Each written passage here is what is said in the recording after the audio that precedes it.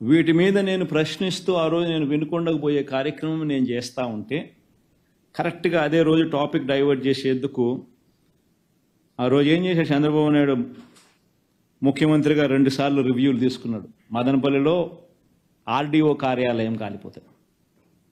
ఎందుకు కాలింది God knows.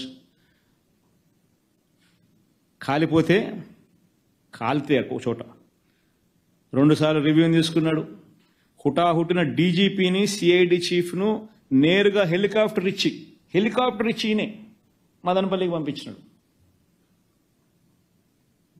ఏదేదో అక్కడ జరుగుతూ ఉన్నట్టుగా టీవీలలో స్క్రోలింగ్లు వాళ్ళంతా ఈనాడు ఆంధ్రజ్యోతి TV5లో ఏమేమో జరిగిపోయినట్టుగా పెద్దిరెడ్డి రామచంద్రారెడ్డి కాల్పిచ్చేసినాడని మిథున్ రెడ్డి చేసేసినాడని ఏమేమో రాసినాడు. అసలు నాకు ఆశ్చర్యం అనిపించింది నిజంగా చూస్తే.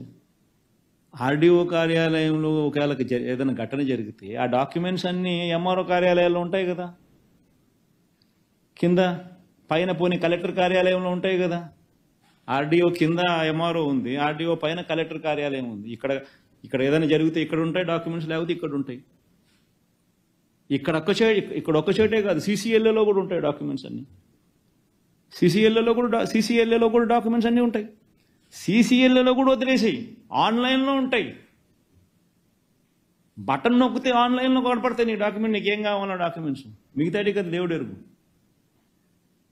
మరి ఏం జరిగిందని దానికి ఏదో ఘటన ఏదో జరిగింది, ఆడియోలు ఎందుకు కాలేదో దేవునికి ఎరక.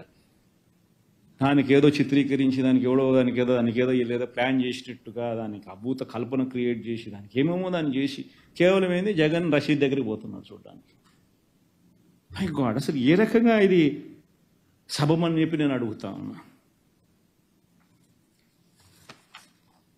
7 సార్లు పెద్దిరెడ్డి రామచంద్రారెడ్డి ఎమ్మెల్యే, 3 సార్లు మిథున్ రెడ్డి ఎంపీ. వాళ్ళకు మంచి పేరు ఉంది కాబట్టి ప్రజలు వాళ్ళని ప్రతి సందర్భంలోనూ వాళ్ళని గెలిపిస్తూ వస్తున్నారు.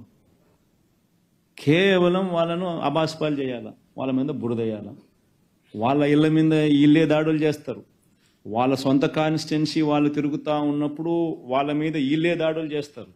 దాడులు చేసి కేసులు మళ్ళీ వీళ్ళ మీదనే పెడతారు. వీళ్ళ కార్లను ధ్వంసం చేస్తారు.